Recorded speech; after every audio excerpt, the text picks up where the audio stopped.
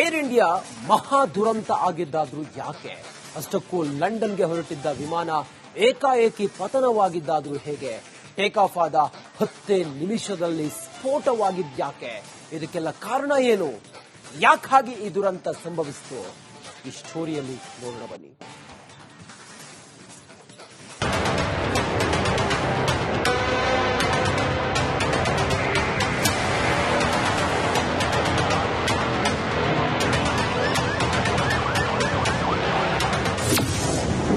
ಪೈಲಟ್ಗೆ ಸಿಕ್ಕಿತು ಅಪಾಯದ ಮುನ್ಸೂಚನೆ. ಮೇಡೆ ಮೇಡೆ ಎಂದು ಪೈಲಟ್ ಸಂದೇಶ. ಗುಜರಾತ್ನ ಅಹಮದಾಬಾದ್ನಲ್ಲಿರೋ ಸರ್ದಾರ್ ವಲ್ಲಭಭಾಯಿ ಪಟೇಲ್ ಅಂತಾರಾಷ್ಟ್ರೀಯ ವಿಮಾನ ನಿಲ್ದಾಣದಿಂದ ಏರ್ ಇಂಡಿಯಾ ವಿಮಾನ ಟೇಕ್ ಆಫ್ ಆಗಿತ್ತು. ಮಧ್ಯಾಹ್ನ 1:39ಕ್ಕೆ 242 ಪ್ರಯಾಣಿಕರನ್ನ ಹೊತ್ತು ಲಂಡನ್ನತ್ತ ಹಾರಿತ್ತು. ದುರಂತ ಅಂದ್ರೆ ಟೇಕ್ ಆಫ್ ಆದ ಕೆಲವು ನಿಮಿಷಗಳಲ್ಲಿ ವಿಮಾನದಲ್ಲಿ ತಾಂತ್ರಿಕ ದೋಷ ಎದುರಾಗಿಬಿಟ್ಟಿದೆ.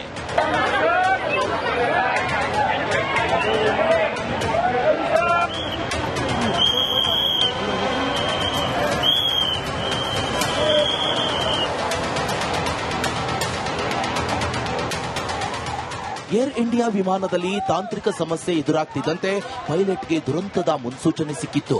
ಇದೇ ಕಾರಣಕ್ಕೆ ಪೈಲಟ್ ಏರ್ ಟ್ರಾಫಿಕ್ ಕಂಟ್ರೋಲ್ಗೆ ಮೇಡೆ ಮೇಡೆ ಮೇಡೆ ಅಂತ ಕೂಗಿದ್ರು. ಎಮರ್ಜೆನ್ಸಿಯ ಸಂದೇಶ ಕೊಟ್ಟಿದ್ರು.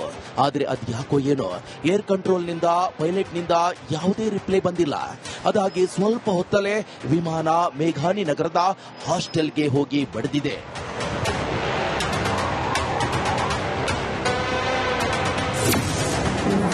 ಅಷ್ಟಕ್ಕೂ ಏನಿದು ಮೇಡೆ ಸಂದೇಶ?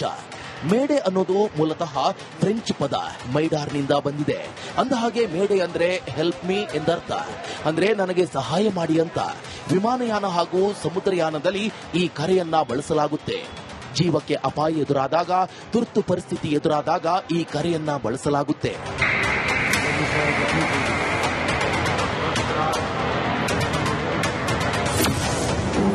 ಮೇಡೆ ಮೊದಲು ಪರಿಚಯವಾಗಿದ್ದು ಎಲ್ಲಿ?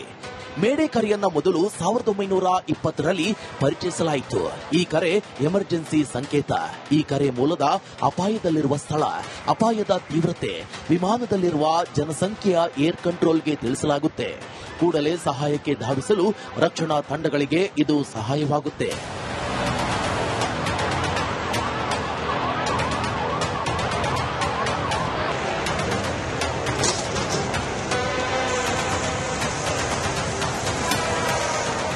ದುರಂತ ನೋಡಿ. ಏರ್ ಇಂಡಿಯಾ ವಿಮಾನ ಪತನಕ್ಕೂ ಮುನ್ನ ಪೈಲಟ್ ಮೇಡೆ ಅಂತ ಕೂಗಿದ್ದಾರೆ. ಏರ್ ಕಂಟ್ರೋಲ್ಗೆ ಸಂದೇಶ ರವಾನಿಸಿದ್ದಾರೆ.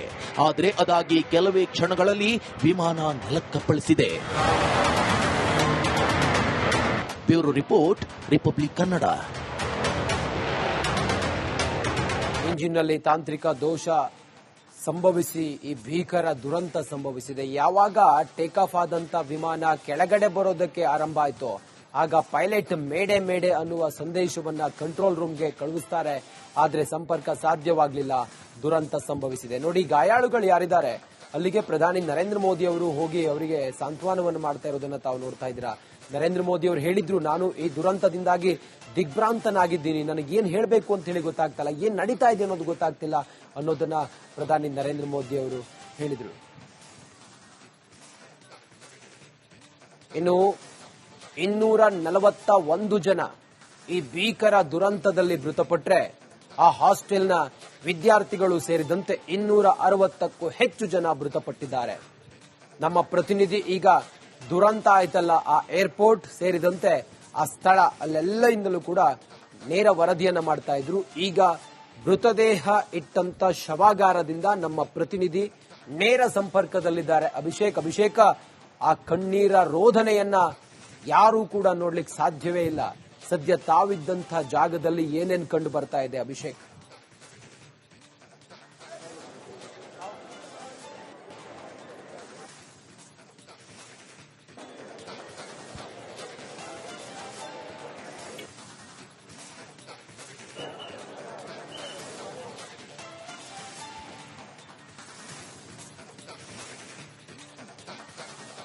ಹಿರಿಯ ಅಧಿಕಾರಿಗಳು ಇಲ್ಲಿ ಆಗಮಿಸಿರುವಂತದ್ದು, ಅನೇಕ ವಿಭಾಗಗಳ ಅಧಿಕಾರಿಗಳು ಬಂದಿರುವಂತದ್ದು, ಇಲ್ಲಿ ಸೆಕ್ಯೂರಿಟಿ ವ್ಯವಸ್ಥೆಯನ್ನ ಕೈಗೊಳ್ಳಲಾಗ್ತಿರುವಂತದ್ದು, ಯಾವೆಲ್ಲ ಮೃತದೇಹಗಳನ್ನ ಇಲ್ಲಿಗೆ ಸ್ಥಳಾಂತರ ಮಾಡಲಾಗಿದೆ, ಅವರ ಕುಟುಂಬಸ್ಥರು ಬಂದಿದ್ದಾರಾ, ಅವರ DNA ಸ್ಯಾಂಪಲ್ಗಳು ಕಲೆಕ್ಟ್ ಆಗ್ತಿದ್ದಾವ, ಇಂತಹ ಅನೇಕ ಮಾಹಿತಿಯನ್ನ ಇಲ್ಲಿರುವಂತಹ ಅಧಿಕಾರಿಗಳು ಈ ಸದ್ಯದ ಮಟ್ಟಿಗೆ ಸಂಗ್ರಹ ಮಾಡ್ತಿರುವಂತಹ ಚಿತ್ರಣವನ್ನ ನಾವು ನೋಡ್ತಾ ಇದ್ದೇವೆ.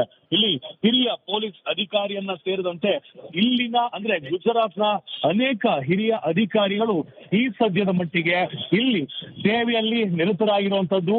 ಇಲ್ಲಿ 241 ಮೃತದೇಹಗಳೇನಿದ್ದಾವೆ ಅವುಗಳನ್ನ ಪತ್ತೆ ಹಚ್ಚೋದಕ್ಕೆ ಆಗ್ತಿದೆಯಾ ಅನ್ನುವಂತ ಒಂದು ಕೆಲಸ ಈ ಸದ್ಯದ ಮಟ್ಟಿಗೆ ನಡೀತಾ ಇದ್ರೆ, ಮತ್ತೊಂದು ಕಡೆ ಈ ಚಿತ್ರಣವನ್ನ ನಾನು ನಿಮಗೆ ತೋರಿಸಬೇಕಾಗುತ್ತೆ.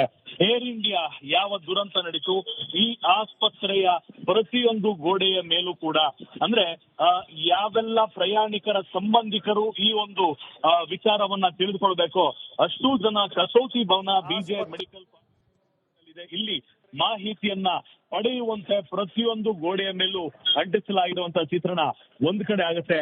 ಮತ್ತೊಂದು ಕಡೆ ಈ ಸದ್ಯದ ಮಟ್ಟಿಗೆ ಇನ್ನೊಂದು ದೃಶ್ಯ, ಕಸೌತಿ ಭವನ ಪೊಲೀಸರು ಇಲ್ಲೊಂದು ಹೆಲ್ಪ್ ಡೆಸ್ಕ್ ಅನ್ನ ಕೂಡ ಆರಂಭ ಮಾಡಿರುವಂತದ್ದು. ಹೆಲ್ಪ್ ಡೆಸ್ಕ್ ನಲ್ಲಿ ಯಾವೆಲ್ಲ ಪ್ರಯಾಣಿಕರು ಇದ್ರು, ಆ ಪ್ರಯಾಣಿಕರ ಕುಟುಂಬಸ್ಥರು ಇಲ್ಲಿ ಏನಾದ್ರೂ ಬಂದಿದ್ದಾರಾ, ಅವರಿಂದ ಯಾವ ಏರಿಯಾದಿಂದ ಬಂದಿದ್ದಾರೆ, ಯಾವ ಪ್ಯಾಸೆಂಜರ್ ಪರವಾಗಿ ವಿಚಾರಣೆಯನ್ನು ನಡೆಸ್ತಾ ಇದ್ದಾರೆ, ಆ ಪ್ಯಾಸೆಂಜರ್ಗೂ ಹಾಗೂ ಇಲ್ಲಿ ವಿಚಾರಣೆಗೆ ಬಂದಿರುವಂತಹ ವ್ಯಕ್ತಿಗಳನ್ನು ಕೂಡ ಆರಂಭ ಮಾಡಿರುವಂತದ್ದು. ಹೆಲ್ಪ್ ಡೆಸ್ಕ್ ನಲ್ಲಿ ಯಾವೆಲ್ಲ ಪ್ರಯಾಣಿಕರು ಇದ್ರು, ಆ ಪ್ರಯಾಣಿಕರ ಕುಟುಂಬಸ್ಥರು ಇಲ್ಲಿ ಏನಾದ್ರೂ ಬಂದಿದ್ದಾರಾ, ಅವರಿಂದ ಯಾವ ಏರಿಯಾದಿಂದ ಬಂದಿದ್ದಾರೆ, ಯಾವ ಪ್ಯಾಸೆಂಜರ್ ಪರವಾಗಿ ವಿಚಾರಣೆಯನ್ನು ನಡೆಸ್ತಾ ಇದ್ದಾರೆ, ಆ ಪ್ಯಾಸೆಂಜರ್ಗೂ ಹಾಗೂ ಇಲ್ಲಿ ವಿಚಾರಣೆಗೆ ಬಂದಿರುವಂತಹ ವ್ಯಕ್ತಿಗಳಿಗೆ ಇರುವಂತಹ ಸಂಬಂಧ ಏನು, ಇಷ್ಟು ಮಾಹಿತಿಯನ್ನ ಈ ಸದ್ಯದ ಮಟ್ಟಿಗೆ ಪೊಲೀಸರು ಕಲೆ ಹಾಕ್ತಿರುವಂತದ್ದು. ಸದ್ಯದ ಮಟ್ಟಿಗೆ ಈ ಒಂದು ಆಸ್ಪತ್ರೆಯ ಚಿತ್ರಣ ಖಂಡಿತವಾಗಿಯೂ ಆಸ್ಪತ್ರೆಯ ರೀತಿ ಕಾಣ್ತಿಲ್ಲ. ಯಾವುದೊಂದು ಪರೇಡ್ ನಡೆಸುವಂತ ಸಂದರ್ಭದಲ್ಲಿ ಯಾವ ಮಟ್ಟಿಗೆ ಪೊಲೀಸ್ ನಿಯೋಜನೆಯನ್ನು ನೋಡ್ತೀವಿ ಅದನ್ನ ನೋಡ್ತಾ ಇರುವಂತದ್ದು. ಈಗ ಡಿಸ್ಟ್ರಿಕ್ಟ್ ನ ಕಲೆಕ್ಟರ್, ನಾವು DC ಅಥವಾ ಡಿಸ್ಟ್ರಿಕ್ಟ್ ಮ್ಯಾಜಿಸ್ಟ್ರೇಟ್ ಅಂತ ಏನ್ ಹೇಳ್ತೀವಿ, ಅವರ ವಾಹನ ಈಗ ಸದ್ಯದ ಮಟ್ಟಿಗೆ ಆಸ್ಪತ್ರೆಯಿಂದ ಹೊರಗಡೆ ಹೋಗ್ತಾ ಇದೆ. ಆದ್ರೆ ಆ ಅಧಿಕಾರಿ ಸದ್ಯದ ಮಟ್ಟಿಗೆ ಆಸ್ಪತ್ರೆಯಲ್ಲಿ ಉಳಿದುಕೊಂಡಿದ್ದಾರೆ. ಇದೇ ಭಾಗದಲ್ಲಿ 241 ಮೃತದೇಹಗಳನ್ನ ಇರಿಸಲಾಗಿರುವಂತ ಮಾಹಿತಿ ಇದೆ. ಈ ಸದ್ಯದ ಮಟ್ಟಿಗೆ ಬಂದಿರುವಂತ ಕುಟುಂಬಸ್ಥರು DNA ಸ್ಯಾಂಪಲ್ಗಳನ್ನ ಒಳಗಡೆ ನೀಡ್ತಾ ಇದ್ದಾರೆ. ತಮ್ಮ ಸಂಬಂಧಿಗಳ, ತಮ್ಮ ಹಿತೈಷಿಗಳ, ತಮ್ಮ ಪ್ರೀತಿ ಪಾತ್ರರ ದೇಹಗಳ DNA ಮ್ಯಾಚ್ ಮಾಡೋದಕ್ಕೆ ಕುಟುಂಬಸ್ಥರೇ ಬರಬೇಕು ಅಂತ ಆಹ್ವಾನವನ್ನ ಇಲ್ಲಿನ ಸರ್ಕಾರ ಹಾಗೂ ಪೊಲೀಸ್ ಇಲಾಖೆ ನೀಡಿರುವ ಹಿನ್ನೆಲೆ ಈ ಸದ್ಯದ ಮಟ್ಟಿಗೆ ಮಾತ್ರ ಇಲ್ಲಿ ಪೊಲೀಸ್ ಅಧಿಕಾರಿಗಳನ್ನ ಹೊರತುಪಡಿಸಿ ಹಾಗೂ ಸಂಬಂಧಿಕರನ್ನ ಹೊರತುಪಡಿಸಿ ಇನ್ಯಾರನ್ನೂ ಕೂಡ ಆಸ್ಪತ್ರೆಯ ಆವರಣದ ಒಳಗೆ ಬರೋದಕ್ಕೆ ಅನುವನ್ನ ಮಾಡಿಕೊಡ್ತಾ ಇಲ್ಲ. ಮತ್ತೊಂದ್ ಕಡೆ ಇಲ್ಲಿ ಜನಜಂಗುಳಿ ಕೂಡ ಹೆಚ್ಚಾಗ್ತಿರುವಂತ ಸಂಭವ ಇರೋದ್ರಿಂದ ಹಿರಿಯ ಪೊಲೀಸ್ ಅಧಿಕಾರಿಗಳು ಕೂಡ ಎಲ್ಲರನ್ನ ಮನವಿ ಮಾಡಿ ಇಲ್ಲಿನ ಜನಸಂದಣಿಯನ್ನ ಕಡಿಮೆ ಮಾಡುವಂತಹ ಪ್ರಯತ್ನದಲ್ಲಿ ನಿರತರಾಗಿರುವಂತದ್ದು. ಖಂಡಿತವಾಗಿಯೂ ಎಷ್ಟು ಫ್ಯಾಮಿಲಿಗಳು ಬಂದು DNA ಸ್ಯಾಂಪಲ್ ಅನ್ನ ಕೊಟ್ಟಿದೆ ಅನ್ನೋದನ್ನ ಈಗ ಖಾತ್ರಿಯಾಗಿ ಮಾಹಿತಿಯನ್ನ ಪಡೆದುಕೊಂಡು ನೀಡಬೇಕಾಗುತ್ತೆ. ಆದ್ರೆ ಈ ಘಟನೆ ನಡೆದ ನಂತರ ಯಾವಾಗ ಮಾಧ್ಯಮ ಹೇಳಿಕೆಯನ್ನ ಕೇಂದ್ರ ಸರ್ಕಾರ ಆಗಿರ್ಬೋದು, ರಾಜ್ಯ ಸರ್ಕಾರ ಆಗಿರ್ಬೋದು, ಪೊಲೀಸ್ ಇಲಾಖೆ ಬಿಡುಗಡೆ ಮಾಡ್ತೋ ಆ ಕೂಡಲೇ ಜನರು ಆಸ್ಪತ್ರೆಯ ಬಳಿ ಬರೋದಕ್ಕೆ ಶುರು ಮಾಡಿರುವಂತದ್ದು.